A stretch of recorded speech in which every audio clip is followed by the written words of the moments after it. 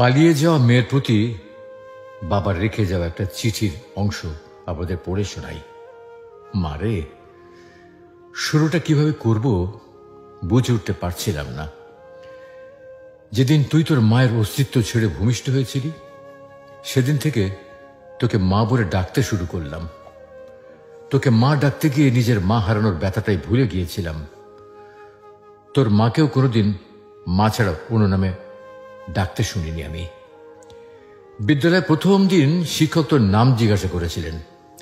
তোকে মা বলে ডাকতে ডাকতে তোর ডাক নামটাও ভুলে গিয়েছিলাম আমি। আমি তোর নাম বলতে না পারায় সবাই আমাকে নিয়ে হাসছিল। তাই চিঠির উপরে তোর নামের জায়গায় মা লিখেছি। হঠাৎ করে তুই এভাবে চলে যাবি, বিশ্বাস কর আমি একেবারে বুঝতে পারিনি। ছেলেটা যেদিন বাইরে ব্যাগ হাতে তোর জন্য অপেক্ষা করছিল, কখন তুই দরজা খুলে বাইর হয়ে আসবি, আমি তখন ভেতরে বসে স্রষ্টার কাছে প্রার্থনা করছিলাম, আর কতটা ভালোবাসতে পারলে তুই আমাকে ছেড়ে চলে যাবি না। তুই ঘরে বসে ভাবছিলি আজ যেতে না পারলে ছেলেটার কাছে তুই ছোট হয়ে যাবি। আর আমি কি ভাবছিলাম জানিস? আমি ভাবছিলাম তুই চলে গেলে সমস্ত পিতৃ জাতির কাছে আমি কি করে মুখ দেখাবো।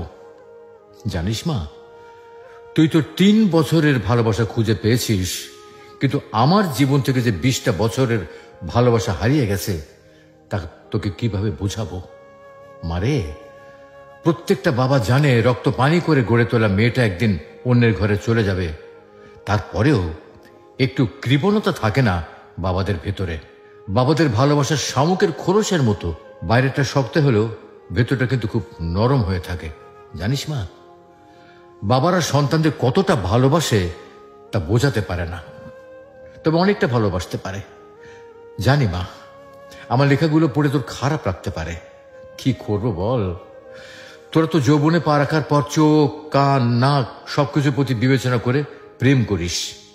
কিন্তু যেদিন জানতে পারলাম তুই তোর মায়ের গর্ভে অবস্থান করছিস, সেদিন বুঝতে পারিনি তুই কালো হবি না ফর্সা হবি, ল্যাংড়া হবি না বোবা হবি।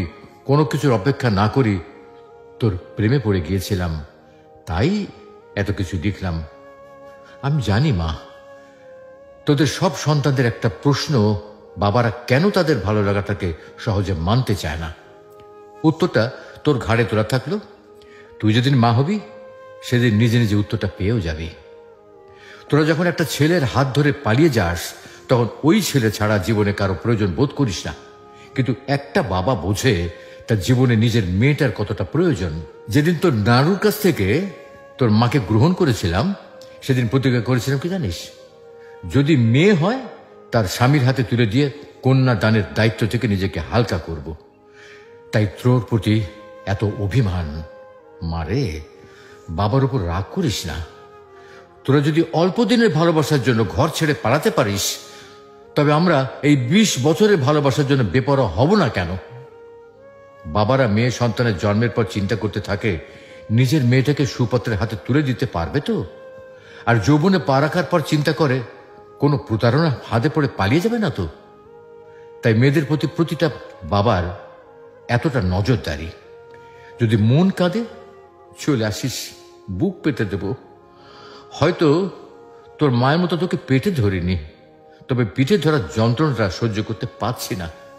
আর কি বলবো তোকে, ইতি তোর জন্মদাতা পিতা। সুপ্রিয় দর্শক, এই চিঠিটা পড়ে অন্তত একটি মেয়ে বা ছেলেও যদি তাদের সিদ্ধান্ত থেকে ফিরে আসে, তাতে মন্দ কি?